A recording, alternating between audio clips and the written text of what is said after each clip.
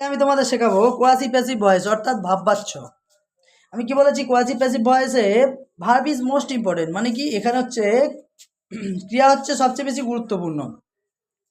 কারণ অ্যাক্টিভ ভয়েসে কি হয়, কর্তৃবাচ্য যেখানে কর্তা প্রধান, আর প্যাসিভ ভয়েস যেখানে কর্ম প্রধান, আর এখানে কোয়াসি প্যাসিভ ভয়েস যেখানে হচ্ছে কি ক্রিয়া প্রধান। অর্থাৎ ভার্ব দেখো অ্যারো দেওয়া আছে, ভার্ব হচ্ছে প্রধান।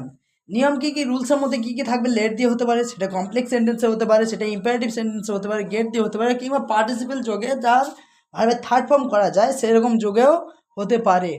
যেমনি এখানে ফার্স্ট আমি তোমাদের দেখাবো আজকে লেট আর কমপ্লেক্স সেন্টেন্সের ওপর।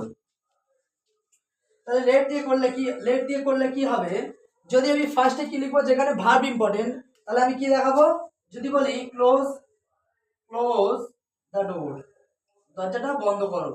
এখানে সাবজেক্টও নেই অবজেক্টও নেই, কিন্তু এখানে কি আছে, একটা ভার্ব আছে। সাবজেক্টও নেই আর অবজেক্টও নেই, এখানে কি আছে, ভার্ব আছে।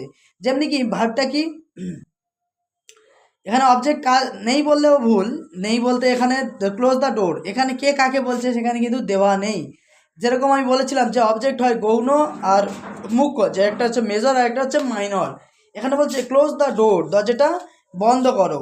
দরজাটা বন্ধ করছে, কে কাকে বলছে কিন্তু নেই এখানে। তাহলে কি দেখতে হবে যে এখানে ক্রিয়া হচ্ছে প্রধান, ক্লোজ বন্ধ করো, দ্য ডোর দরজাটি। তাহলে এখানে আমাকে করতে গেলে কি দিয়ে শুরু করব, দরজাটা বন্ধ করা হোক, এইরকমই বোঝাবে।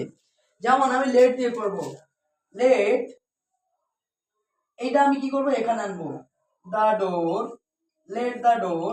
এইবার কি করব, নিয়মের জন্য একটা বি যুক্ত করব, দিয়ে এই ক্লোজের কি করব, থার্ড ফর্ম করব। যেমন লেটটা আমার যুক্ত হলো একটা, 1 নম্বর এটা এলো। 2 নম্বর কি, দ্য ডোরটা এলো 2 নম্বর, যেটা আছে অবজেক্ট হিসেবে।